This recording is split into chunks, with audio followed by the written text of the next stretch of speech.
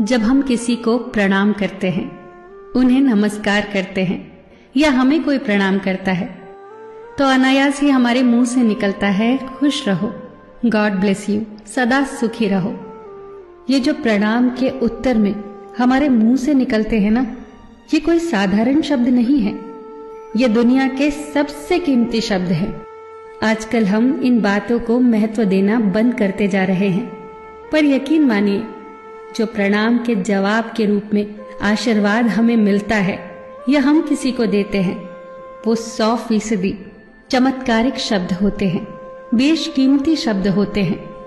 एक बहुत प्यारी कथा कहने जा रही हूं।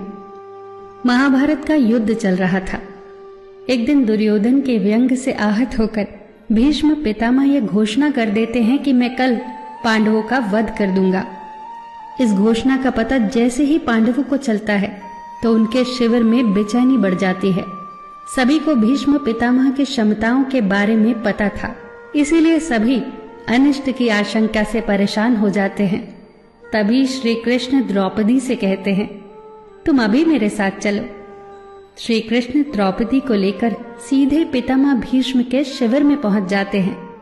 श्री कृष्ण स्वयं तो शिविर के बाहर खड़े हो जाते हैं, पर वो द्रौपदी से कहते हैं कि अंदर जाकर पितामह भीष्म को प्रणाम करो। जैसे ही द्रौपदी ने शिविर के भीतर जाकर पितामह भीष्म को प्रणाम किया, तो पितामह भीष्म के मुख से द्रौपदी के लिए ये आशीर्वाद निकला, अखंड सौभाग्यवती भव। जैसे ही ये आशीर्वाद उनके मुख से निकला, उसी क्षण उन्हें स्मरण हो आया कि आज ही तो उन्होंने पांडवों के वध की घोषणा की थी और स्वयं ही उन्होंने द्रौपदी को अखंड सौभाग्यवती रहने का आशीर्वाद दे दिया।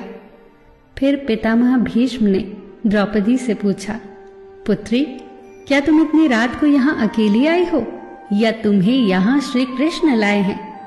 तब द्रौपदी ने कहा, जी पितामह, और वो शिविर के बाहर ही खड़े हैं।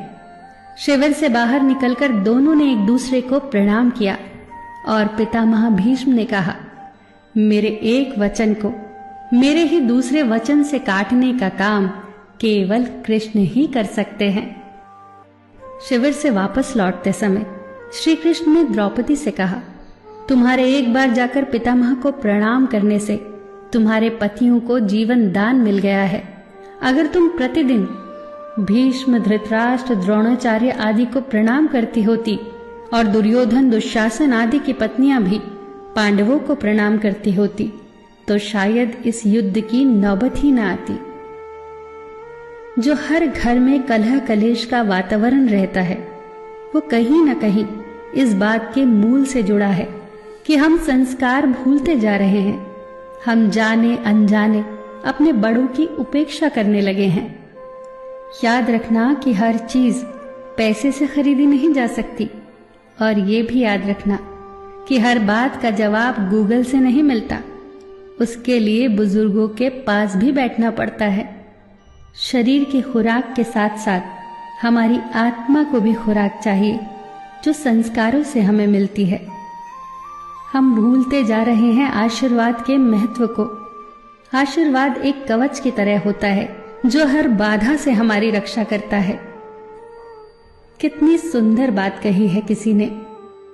प्रणाम अनुशासन है, प्रणाम शीतलता है, प्रणाम आदर सिखाता है, प्रणाम से सुविचार आते हैं, प्रणाम झुकना सिखाता है, प्रणाम क्रोध मिटाता है, प्रणाम आंसू धो देता है, प्रणाम अहंकार मिटाता है, प्रणाम हमारी संस्कृति है। आप सभी को मेरा सादर प्रणाम।